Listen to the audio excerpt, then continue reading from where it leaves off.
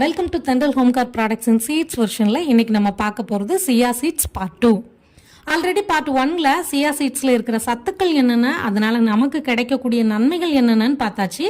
அதோட கண்டினியூட்டியான இதில் அதை எப்படி பயன்படுத்தலாம், எந்த அளவு பயன்படுத்தலாம், டூஸ் அண்ட் டோன்ட்ஸ் என்னன்னு பார்க்கலாம். அனைத்து வயதினரும் சாப்பிட்றதுக்கு உகந்த இந்த சியா சீட்ஸை எனக்கு எந்த பிரச்சனையுமே இல்லை, ஹெல்த்தி கான்ஷியஸ்க்காக மட்டுமே சாப்பிட்றேன் அப்படின்னா 1லேருந்து 2 டேபிள் ஸ்பூன் வரைக்கும் தாராளமாக எடுத்துக்கலாம். ஆல்ரெடி எனக்கு ஹெல்த் இஷ்யூஸ் கொஞ்சம் இருக்குது, சேம் டைம் என்னோட ஹெல்த்தை உணவு மூலமாகவே கொஞ்சம் இம்ப்ரூவ் பண்ணணும்னு நினைக்கிறேன் அப்படிங்கிறவங்க 1 ஸ்பூன் எடுத்தாலே போதுமானது. இதை ஒரு கிளாஸ் வாட்டரில் போட்டு 1 மணி நேரம் விட்டுட்டா நல்லா பொங்கி மேலோட்டமாக ஜவ்வரிசி மாதிரி இருக்கும். தன்னை விட பல மடங்கு தண்ணியை உறிஞ்சி தன்னை சாஃப்ட் ஆக்கிக்கும்.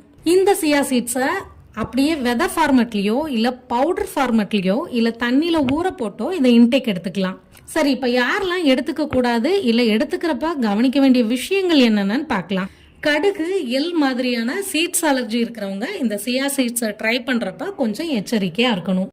இது அனைத்து வயதினருக்கும் ஏற்றதா இருந்தா கூட நாள்பட்ட நோயால பாதிக்கப்பட்டவங்க டாக்டரோட கன்சல்டேஷன் இல்லாம இதை எடுத்துக்க கூடாது.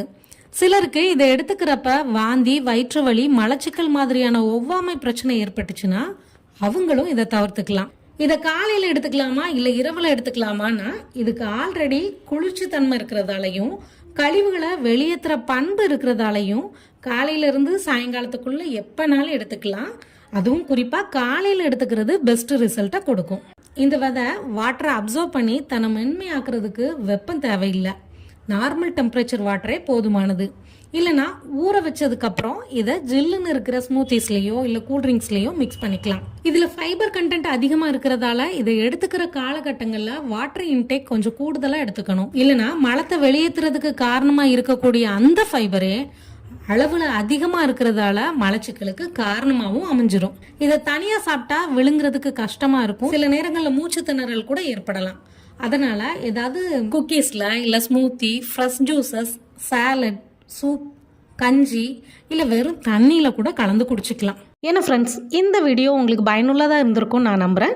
இதே மாதிரி இன்னொரு நல்ல பதிவில் நாளைக்கு நான் உங்களை சந்திக்கிறேன். அது வரைக்கும் உங்களிடமிருந்து விடைபெறுவது தென்றல் ஹோம் கார் ப்ராடக்ட்ஸ் தூத்துக்குடியிலிருந்து உங்கள் கோமதி நாகராஜன். நன்றி, வணக்கம்.